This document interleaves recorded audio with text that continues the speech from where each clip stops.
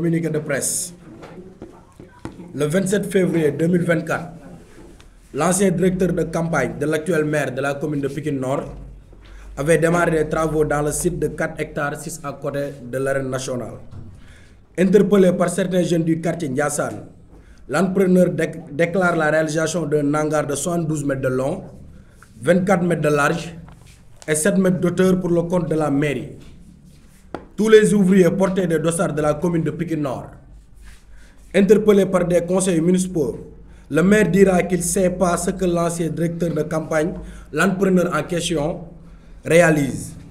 Le collectif Sam Momelou Pikine Nord et des jeunes du quartier Ndiassane engage un bras de fer et finalement,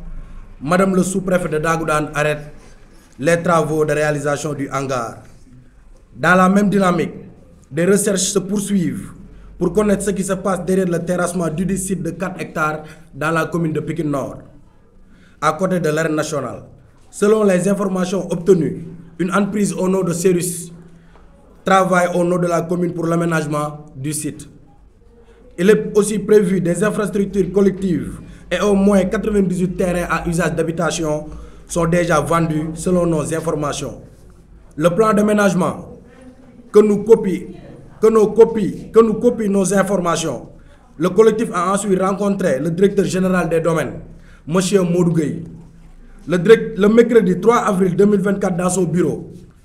Pour plus d'informations sur le site, selon le directeur des domaines, le site est du domaine de l'État. Et à son arrivée au niveau de la direction, il avait déjà trouvé des négociations très avancées entre la commune de Pikine Nord et l'entreprise Cérus, qui est le promoteur. Pendant l'audience, il a appelé M. Diallo, responsable de l'entreprise Cérus, pour qu'il reçoive le collectif et au moins mettre à leur disposition les documents nécessaires. Le jeudi 4 avril 2024, entre 13h et 17h, le collectif a rencontré le responsable de l'entreprise Cérus, M. Diallo, chez lui à Westfoire. Durant la rencontre, le sieur Diallo nous informe que c'est lui-même qui a fait toutes les démarches pour que l'État cède ce domaine à la commune de Pikine Nord. D'ailleurs, le maire de Pikine Nord avait partagé l'information selon laquelle l'État du Sénégal a attribué le site de la commune de Pikine Nord lors d'une séance du conseil municipal. M. Diallo est largement revenu sur les différentes étapes qu'il a procédé pour arriver à ce niveau. Il a mobilisé plus de 2000 camions pour le remballage d'un montant de plus de 400 millions. Il a aussi déployé un montant colossal pour acheter des tuyaux plus d'1 milliard. Dans le but d'assurer l'assainissement du site, il a partagé le collectif, les projets qui sont prévus sur le site. Une mosquée, un centre commercial de 4685 m², d'un montant d'investissement de 8 milliards. Des terrains à usage d'habitation. Durant l'audience, le collectif avait soulevé certaines préoccupations. Il s'agissait, entre autres, l'absence d'études d'impact environnemental. Les espaces réservés aux entreprises C3 Assis, SAS et Fetrix Sarl. Qu'est-ce qu'elles développent en termes d'activité? Selon le promoteur, il ne connaît pas leurs activités, tout en admettant l'inexistence d'une étude d'impact environnemental. Relativement au terrain à usage d'habitation, il répond que personne ne peut plus revenir sur cet aspect car il existe une convention entre la municipalité et l'entreprise Cérus. Il a ensuite livré plusieurs informations sur le site en ce qui concerne les Chinois qui occupent illégalement la base de chantier de terrain le terrain que réclamait Papa Ndiaye Nina. Selon certains conseils municipaux, le conseil municipal de Pikine Nord avait retenu de manière formelle pour la réalisation d'infrastructures collectives et non des terrains à usage d'habitation. Il n'existe pas de contrat connu, évocation de l'article 21 du Code général des collectivités territoriales, entre le maire de la commune de Pikine Nord et l'entreprise Cérus de M. Diallo qui est également le promoteur. D'ailleurs, la délibération du conseil municipal du 10 mars 2022 pose problème car le maire inscrit dans la délibération une autorisation du conseil municipal de négocier et signer avec des promoteurs alors que des conseils municipaux disent que ce point a été amendé pour lui demander de revenir dans le conseil une fois les négociations terminées pour une délibération sur le contrat. Le plan d'aménagement n'est ni connu ni adopté par le conseil municipal. C'est pourquoi le collectif, y compris certains conseils municipaux, se pose des questions. Quelle est la vérité sur les trois versions du maire, du promoteur et du directeur des domaines? Comment un promoteur peut gagner un marché qui n'a jamais fait l'objet de marché public si on se réfère du site de l'ARMP vérifié pour la période de 2021, 2022, 2023 et de 2024? Pourquoi le promoteur entre la commune de Pikine Nord et l'entreprise Cérus n'est pas connu par le conseil municipal? Quel est le montage financier en ce qui concerne la réalisation d'un investissement de montant de 8 milliards? Pourquoi le détournement d'objectifs qui visaient uniquement la réalisation d'infrastructures collectives? Pourquoi les projets de réalisation d'infrastructures collectives n'ont pas fait l'objet de partage avec la communauté pour aider dans la priorisation? Ainsi, le collectif dénonce énergétiquement toutes les irrégularités et demande aux autorités étatiques d'arrêter systématiquement tous les travaux et activités sur ce site en attendant que cette affaire soit élucidée. D'auditer le foncier de manière générale dans la commune de Pikine Nord, le site 4 hectares, l'espace derrière le théâtre de verdure, la base de chantier et les espaces à côté.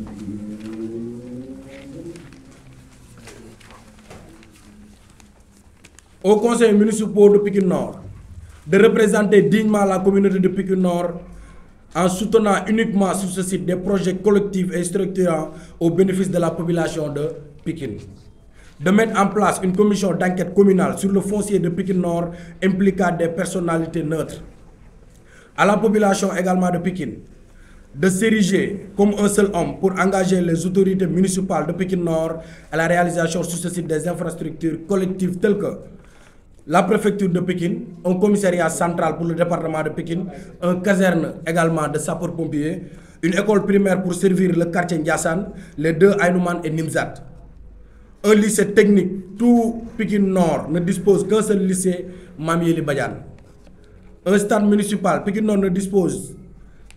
d'aucun stade municipal. Une mosquée pour servir le quartier Ndiassane qui n'en dispose pas. Et également une maison de l'outil.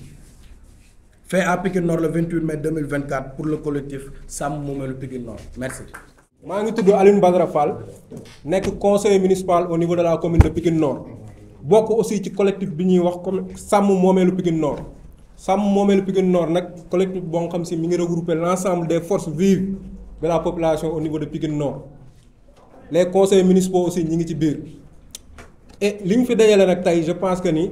sama xarit bi ñëw na ci sànq ci français mooy litige foncier wu 4 hectares bi nga xam si moom moo nekk ci wetu arène nationale bi. Arène nationale bi je pense que ñëpp xam nañ ni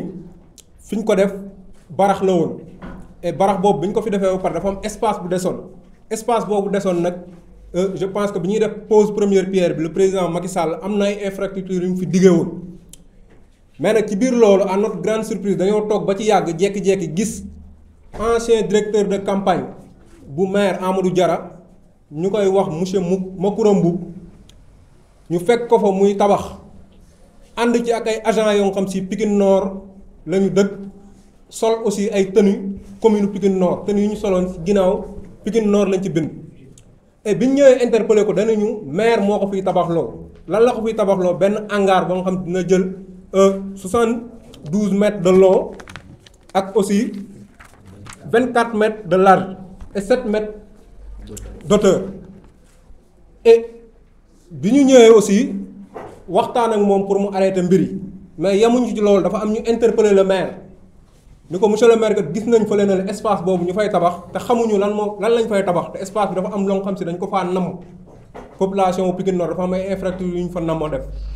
mënuñu moom yëgul tinul liñ fay def monsieur le maire ci boppam. te promoteur bi ki doon tabax foofu nee nañu maire moo koy tabaxloo te ñi ñu fa fekk ñuy tabax aussi gilet yi ñu sol ay Pikine Nord lañ fa bind. photo yi je pense que après mën nañ ko partager ak yéen parce que photo nañ leen def nañ lépp parce que ñenn ñi sax bi ñu leen njëkk a interpellé ci conseil municipal dañu assainissement lañ fay defal population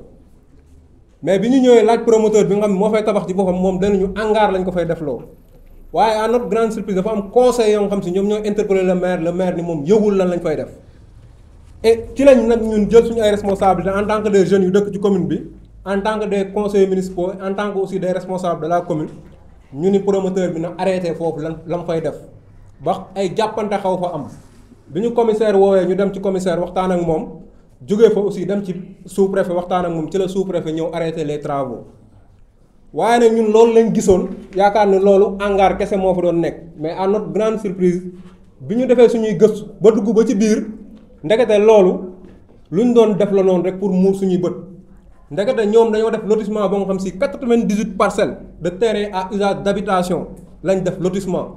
ci suuf boobu noonu et loolu li ñu ko xamloo mooy que ni dafa am ay baux yoo nga xam si ay bail yoo nga xam si à usage d'habitation yoo nga xam si directeur des domaines ñu ngi tuddoon Modou Gueye ex directeur des domaines moo ko signé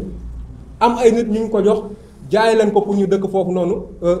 ci suñu suuf te la nga xam si conseil municipal yëgul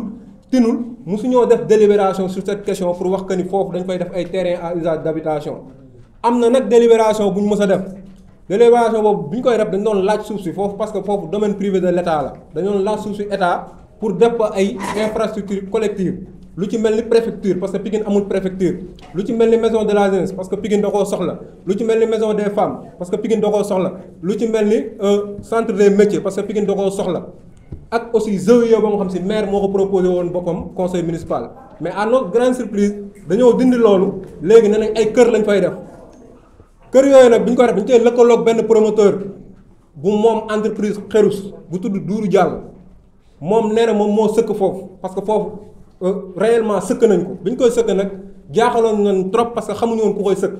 mais nee na moom moo lëkkaloog maire bi ci ay waxam waxu Dourou Diallo nee na am na convention bu mu signé avec la commune de Pikine Nord pour exploiter site boobu noonu te convention nag li koy tënk ci wàllum collectivité territoriale dafa am lu ñuy wax article 81 lépp lu jëm ci wàllum convention balaa ñu koy def fokk conseil municipal bi def ci délibération et fokk conseil municipal bi aussi gis convention bi xam convention bi lan lay wund lan lañ fa war a def ak nan lañ koy defee mais ba fi ñuy wax ak yéen ni am na conseil municipal yu toog fii musuñu gis convention musuñu gis contrat bu lié le promoteur Dourou Diallo avec son entreprise Xerus ak la commune de Pikine Nord donc foofu je pense que am na faux et usage de faux ba nga xam si ñu ngi fay am et bi ñu gisee loolu nag dañuy jug dem rencontrer le directeur des domaines en l'occurrence monsieur Modou Gueye dama naan sax ex directeur des domaines moom aussi mu leeral ñu ci lu bari ni ñu moom li mu jàppoon ak la fay am gis na ni bokkul moom sax ci boppam jëloon na engagement ni bàyyi yi mu fa jot a joxe yépp da koy annuler engagement boobu la jëloon devant nous mais gisaguñ matérialisation boobu noonu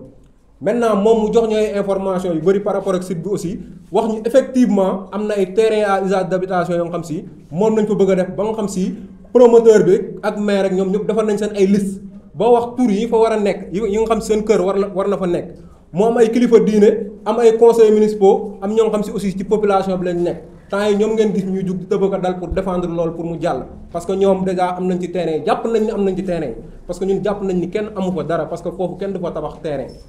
bi ñu jógee ci moom aussi moo duggee ci moom dafa ñu boole ak Dourou Diallo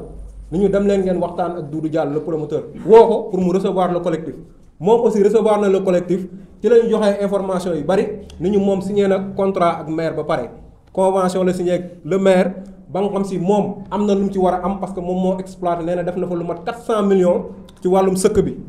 ay camion suuf yu bari la jënd sëkk foofu nee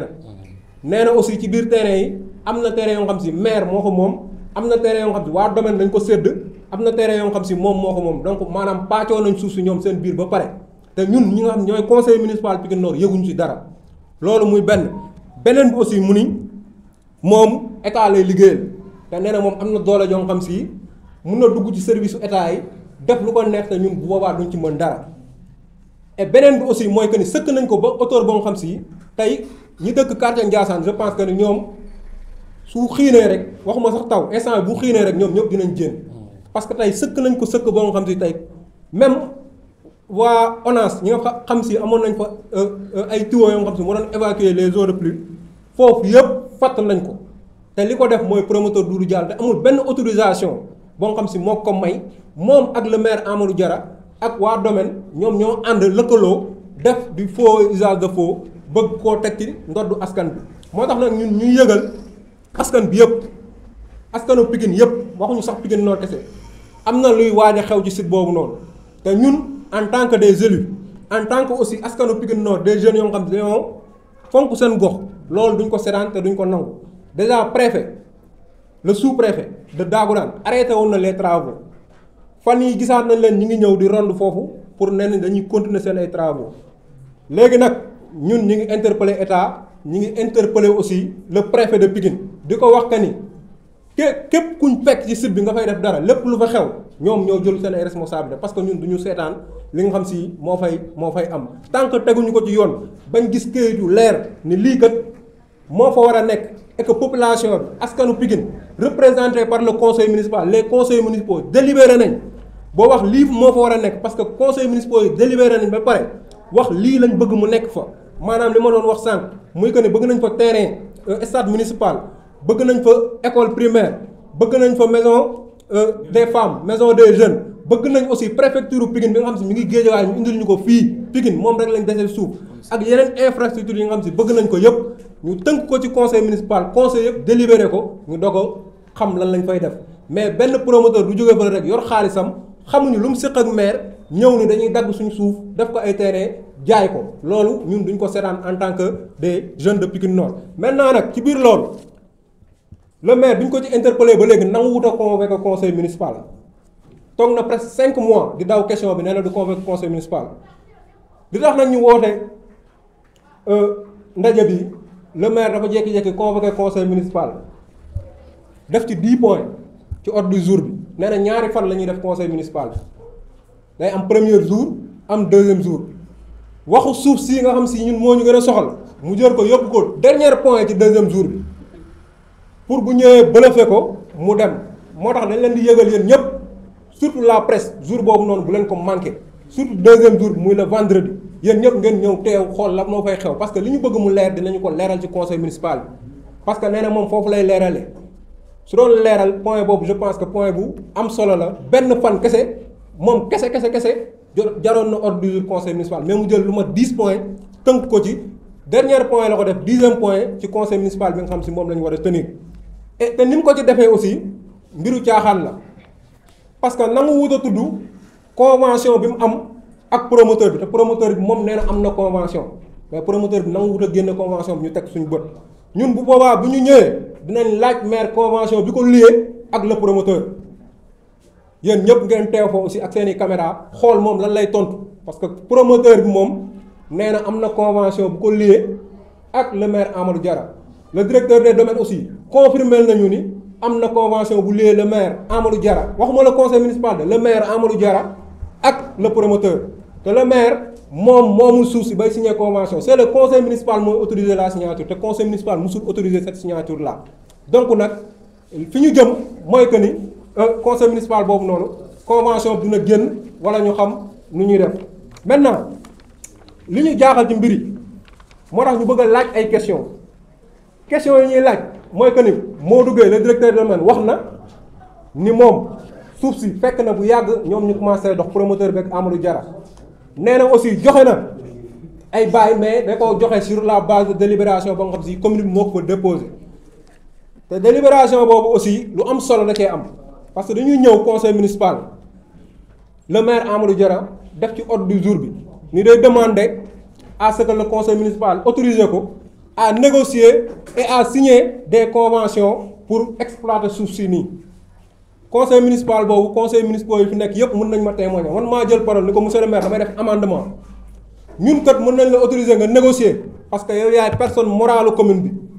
mais mënuñu la autoriser nga signer lu ñu gisul donc dañ lay autoriser nga dem négocier ji boo négocier ba pare indil ñu xool li nga négocier ñu doog la autoriser nga signer mu ni moom d'accord na loolu donc dina dem négocier ji bu paree ñëw su fekkee li mu négocier doy na ñu autoriser ko mu signer mais malheureusement à notre grande surprise dañu jékki-jékki gis mu publier benn délibération boo nga xam nee na ñun ñoo ko def te ñun yëguñu ko nee na ñun ñoo ko autoriser mu négocier ba pare signer convention ak Doudou Diallo te convention boobu ñun teguñu suñu bët donc foofu y a du faux et usage de faux maintenant nag dañ koy laaj si ñetti version yi nga xam si moo jot a am moom le maire Amadou Diarra li mu wax le promoteur li mu wax ak Modou Gueye directeur domaine li mu wax lan moo ciy dëgg loolu dañ koy laaj beneen bi aussi mooy nan la benn promoteur mën a gagner marché boo nga xam si existé wu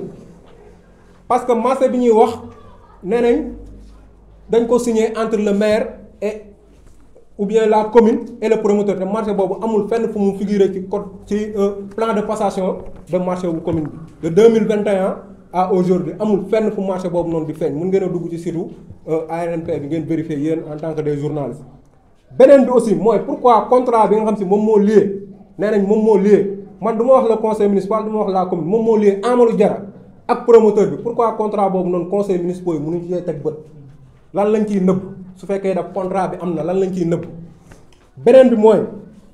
ban montage financier lañ def maanaam commune bi loolu mu bëgg a tabax parce que moom ci lim délai li ko lëkkaleeg promoteur bi nee na centre commercial dafay am centre commercial boobu nan lañ koy tabaxee kan mooy génne xaalis bi bu ñu génnee xaalis ba pare commune bi lan la ciy am montage financier boobu noonu aussi bëgg nañ su fekkee existe na ñu génneel ñu ko ñun ñu gis ko.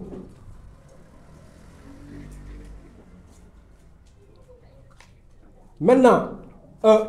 pourquoi moom bi ñuy laaj suuf si parce que suuf boo koy laaj domaine dafa am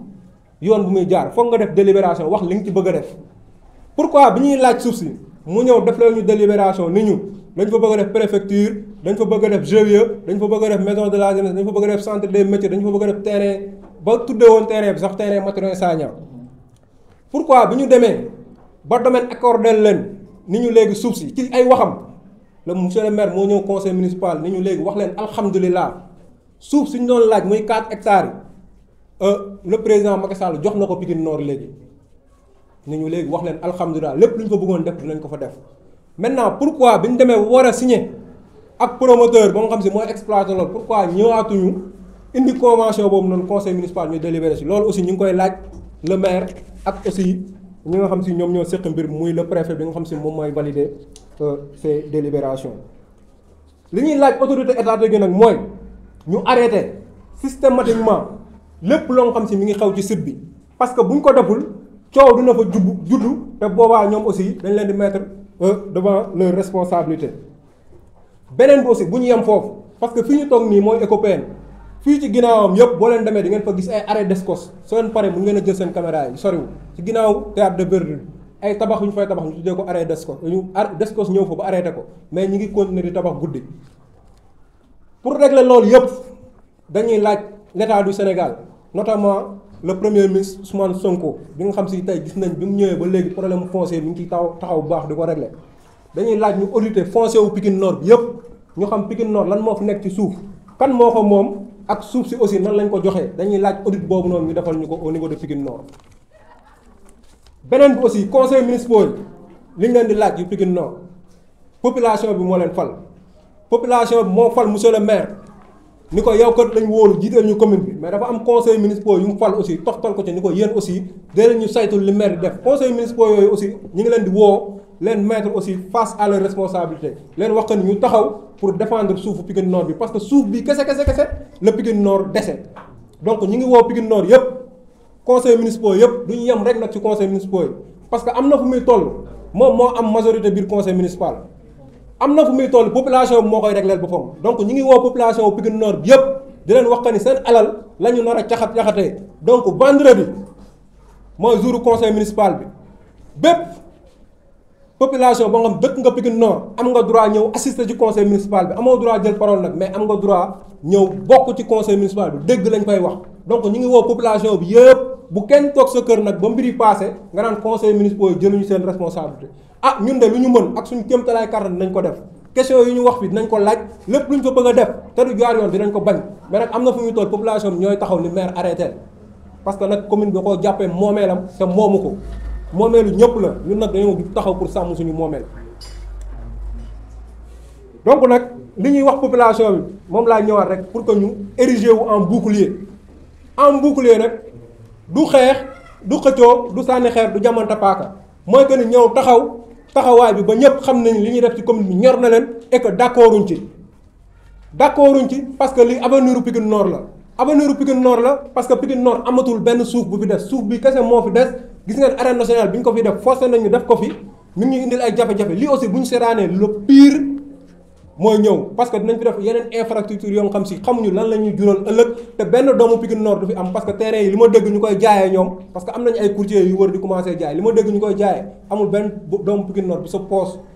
jotee ci suuf soosu noonu te ñun sax dañ faa bëggul suuf kenn bëggul tey foofu ñu tabax fa ay kër li ñu fa bëgg mooy ñu tabax fa ay infrastructure d'utilité publique askan bi yëpp bokkandoo ko xale yi am fu ñuy fooye mag ñi am fa nga xam si dinañ fa def seen ay activités donc loolu daal moo waraloon jotaay bi tey di leen waxtaan di leen sant di leen gërëm yéen journalistes di sant aussi l'ensemble des conseils municipaux yi fi teew population bi ñu fi teew ñëpp parce que boobu ba léegi surtout la jeunesse boobu ba léegi ñu ngi jug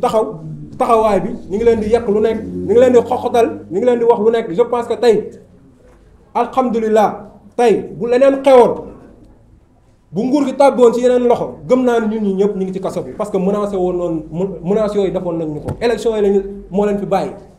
nee woon nañ bu élection yi jàllee ñun ñëpp nañu jël dugal ci kaso bi parce que waxu suuf xale du ko wax élection yi nag alhamdulilah am na nu mu demee am nañ yaakaar ci nguur gi fi nekk pour mu fajal ñu suñu ay rangooñ parce que lii nii vraiment dafa nekk lu ñu soxal loo xam si bëgguñu bàyyi